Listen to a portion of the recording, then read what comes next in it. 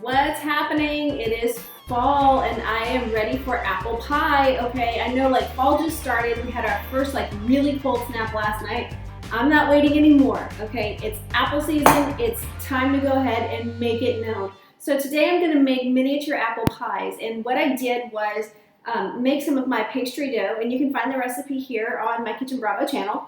And I separated it into little pie tins, and 6 little individual pie tins, and I've got those resting in the refrigerator right now. I'm gonna get started on my apple pie filling right here. So I've got 3 beautiful Honeycrisp apples, and you can use, any kind of firm textured apple that you want. Granny Smith is usually a favorite. For me, my personal taste, they're a little bit too tart. I like something a little bit sweeter, so I'm going with the Honeycrisp apples. I've got them all peeled, and I'm just going to go ahead and slice them up into pretty decent slices, not too thin and certainly not too thick, because these are, little pies. These are like 5-inch pies. So I'm just going to cut out the cores like this, and I've got beautiful apple pieces that are going to give me pretty uniform slices. So just start cutting them up like so. And that looks about right. Yeah, nice, good consistency. And these guys are going to go right back into the bowl, and then we're going to mix it up with all of the other beautiful ingredients. It's going to give us a luscious, thick filling. Now these apples are going to release a ton of juice whenever they bake, so we want to make sure that it doesn't give us a soggy crust, or it doesn't give us like a real loose and watery filling. And we combat that by putting a 1.5 tablespoons of cornstarch inside the apples. Just a 1.5 tablespoons. Goes a pretty long way. So this is going to give us a beautiful velvety and kind of thick apple pie filling that we all look for. So I want to make sure that all of these apples are coated with the cornstarch before I put anything else on. So I'm just going to toss them together really well.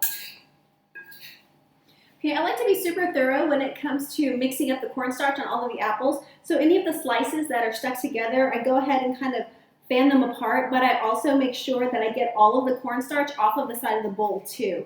And that way it's going to make sure that everything is really uniformly done and mixed together. Okay, we're going to go with 1/2 cup of granulated sugar. All right, 1/2 cup granulated sugar. There we go. Okay, we're going to go with 1/4 cup of brown sugar. So 1/4 cup is essentially 4 tablespoons. 4. All right, that's 1/4 cup of brown sugar right there. You go over here for now. Okay, I'm going to add 1/2 teaspoon salt in there as well. 1/4 teaspoon of nutmeg. Perfect. I want 1/4 teaspoon of allspice as well. That works. Okay. 1/2 tablespoon of cinnamon.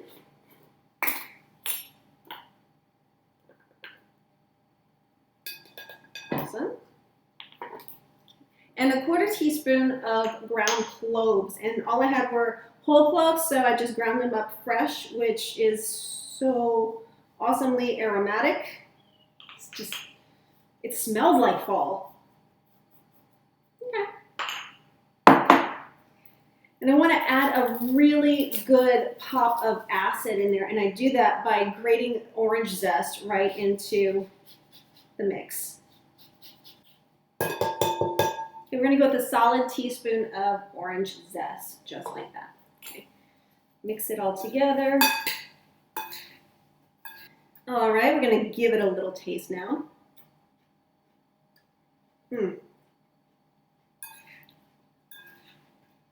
That's absolutely delicious. Holy cow.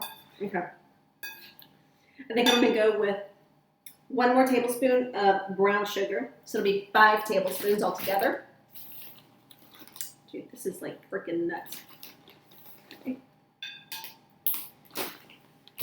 And 1/4 teaspoon more salt. Yeah, that's it. Okay, give it 1 more taste.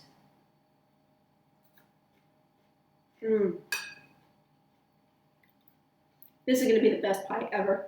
Okay. The cinnamon and the orange really, really come together beautifully. All right.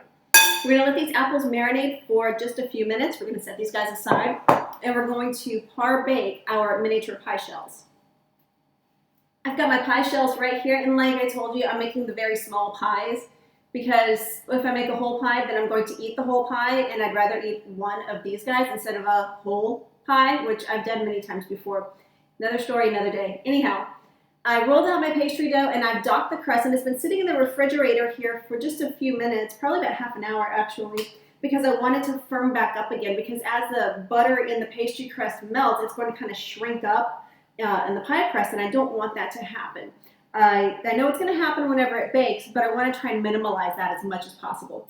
I've got 2 sheets of aluminum foil here, and I'm going to tear them in half, because I need to weigh out or weigh down the bottom of the pie crust here, so that way when I bake it, it doesn't shrink too much. So bear with me, I'm going to tear these guys in half and line the pies with them. So just press it down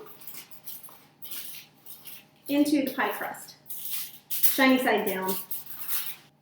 Okay, you can use pie weights or you can use dry beans. I actually prefer dry beans because, well, they're cheap and, you know, they're easy to keep.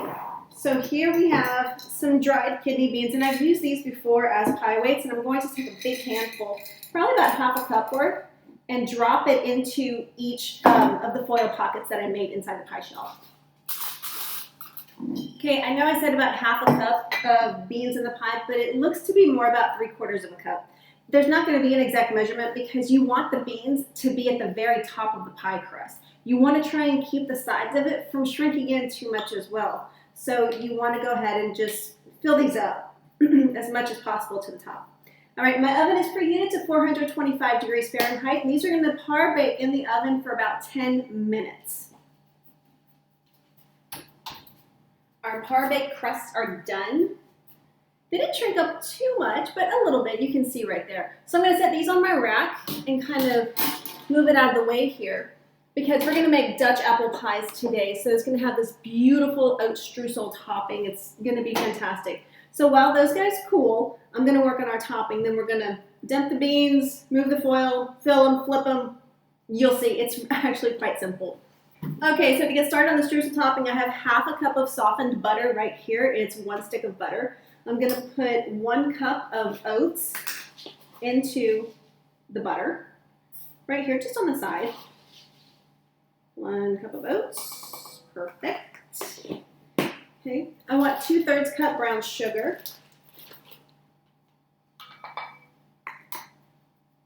I need 1 tablespoon of granulated sugar. Half a teaspoon salt. And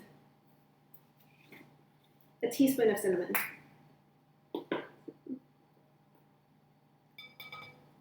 Beautiful. All right, we're gonna get this mixed together. Just use your fingers because the butter is softened. And I wanna start by kind of mixing up all of my dry ingredients and slowly working the butter in. All right, the streusel topping has come together, and it's kind of like oatmeal cookie consistency, which if you think about it, if you add flour and egg, you have an oatmeal cookie because, well, it's oats and sugar and butter. So yeah, it's all come together, much like cookie dough. We're gonna set this aside next to our apples, clean our hands, and start working on filling our pies. Dude, for real. Oh my God. So good. I'm gonna get my, oh, still hot, still very, very hot. Okay, I'm gonna move my tray back here a little bit. Beautiful. Let me get my beans. And we're simply just going to pour the beans right back into the jar. Okay, sliding the beans back, saving the foil because we are going to use it again. I have my apple filling here, and you can see the apples have really kind of gone down quite a bit, and look at all the juice that it's rendered. I mean, that's a lot of juice.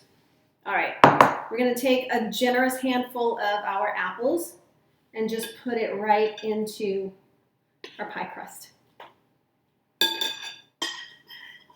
Okay, we have just enough apples for all 4 of our pies, which is perfect. And then all of this juice that was rendered that the apples let off, don't throw it away. We're gonna make an amazing caramel topping to go on top of these apples, these apple pies, whenever they're done. So just bear with me. This is perfect. This is exactly what we want. Okay, I have our streusel topping right here. And I'm just gonna take a nice big chunk of it and kind of crumble it and place it in little globs on top of the apple pies. All right, I've got beautiful coverage on top of these pies. They are filled up and topped off really well. Okay. Same foil, shiny side down. We're just going to very lightly cover these pies. And the reason we're doing this is because we want those apples to cook inside under the streusel topping, but we don't want them to dry out. So by covering them loosely, it's allowing them to kind of steam a little bit without burning our crust, our pie crust that we've already par-baked. Okay, back into the oven for 10. 10 minutes has passed and the apples are still a little bit too crisp, so we're going to let them go for 10 more minutes. Ooh, I smell the cinnamon and the orange. All right, we're going to take a really good look here at what we've got. Very carefully, okay, because that steam is no joke, my friends. And I see the apples here. The apples are getting really super tender. Now I want the crust to be golden brown and the streusel to be really golden too, to be super melted and crispy on top. This is going to go back into the same 425-degree Fahrenheit oven for about 10 more minutes. Okay, we're just going to keep an eye on it. It may not take 10 minutes because these are smaller pies, but we're going to aim for 10. Oh yeah, this is, oh, I almost said a bad word there. That's exactly what we're looking for. Oh man, I'm not kidding. This is just like the cinnamon and orange and the nutmeg and the allspice and the cloves. Oh my God. Oh my God. The crust is beautiful golden brown. The streusel topping has come together so it looks like a little oatmeal cookie on top of all of the tender apples. He smells it too. We're gonna let these guys cool for a bit and we're gonna work on our caramel sauce with the juice that was that we got from the apples as they were marinating. Okay, follow me. Our apple pies are cooling, so now we're gonna get started on this amazing caramel sauce. I'm gonna start in a shallow saucepan right here on medium heat. Let that get super warm. I'm gonna put in half a stick of butter and let it melt. Now, along with the butter, I've got the juice from the apples in this bowl right here. So it's got a little bit of cornstarch in it. It's got cinnamon, nutmeg, allspice, cloves, you know, a little bit of salt. It's really amazing and it's super sweet because it just rendered right from those apples. So it's kind of like getting the fresh juice with a little bit of spices in it too. It's pretty incredible. I've got my orange, some brown sugar, and some heavy cream right here. We're going to make some magic. Okay, so the butter's melted. Now I want to add a 1/4 cup of brown sugar right here. 1/4 cup of brown sugar goes right in. We're going to start whisking that together to start getting the sugar to melt. Okay. To this mixture, I'm going to add all of the juice from our apples. I want to let this come to a boil and let it simmer. All right, we're at a boil right now and I want to turn my heat all the way down to low and just let it simmer for about 5 minutes. I want to get a lot of the liquid to reduce and evaporate out so we get a really beautiful, thick and creamy kind of caramel sauce. All right, our sauce has been cooking down for 5 minutes and it has reduced. I can actually see the line in the pan from where it was to where it is now. This is awesome, exactly where I want it to be. It is dark, but remember it's because we have all of those dark spices, the cinnamon and nutmeg and cloves in there too. So don't think it's burnt, it's not burnt, I promise. It is thickening up just like a syrup, just like we want it to go. All right, into, we want to put a 1/4 cup of heavy cream. So this I definitely want to measure out. So for the cup, I want 2 of these. There we go. Of heavy cream right in there, just like that. Okay, get all the cream on there. Yep. We're gonna give this guy a good stir. And the cream drops the temperature of the caramel sauce, but that's all right because we want it to slowly come back up to that simmer where we were. Now the sauce reduced, and what happens whenever things reduce, the flavors concentrate, but we also added a new ingredient too, so we need to taste it just to see where the seasonings are.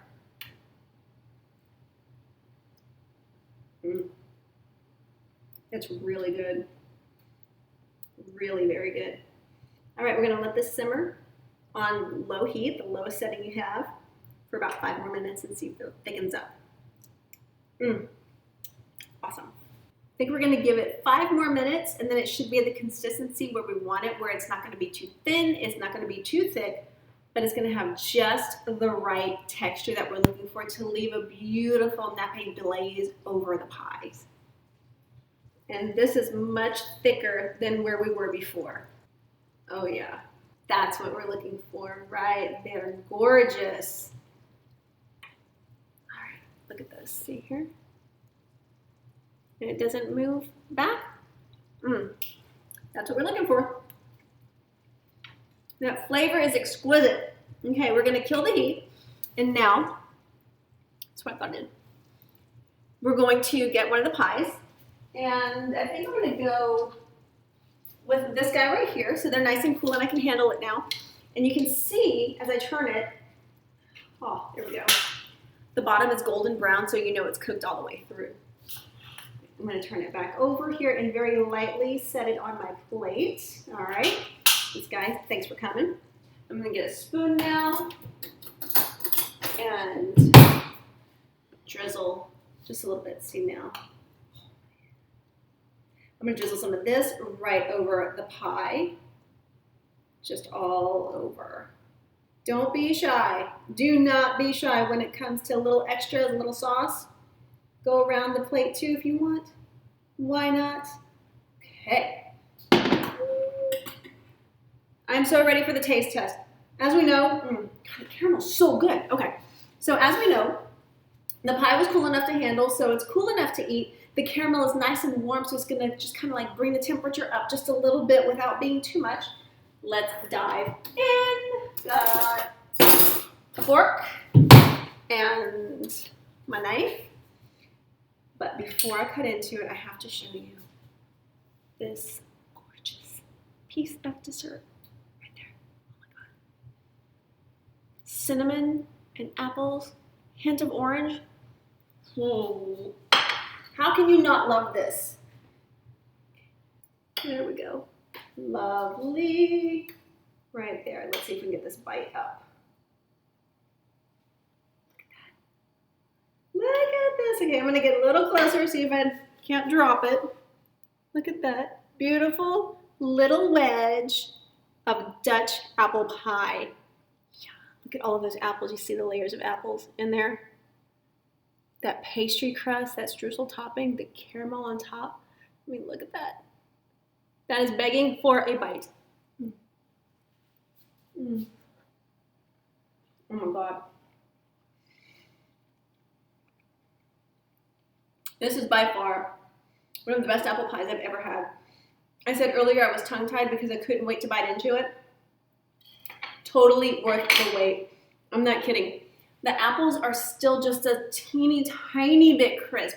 Like, they're so tender, but they have that tiny little snap, just that little, very last crunch. The pastry holds perfectly.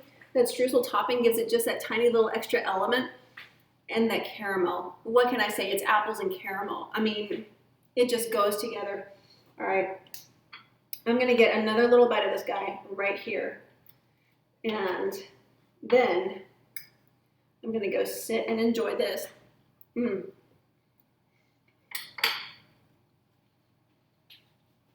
not feel as guilty about eating this guy as opposed to eating a massive apple pie that I've done on so many times before. This is a real winner. I'm telling you, this is an absolute winner. Holy. Yep. This is Keisha signing off with apple pie. You know it's good, classic, homemade, so easy, so worth it.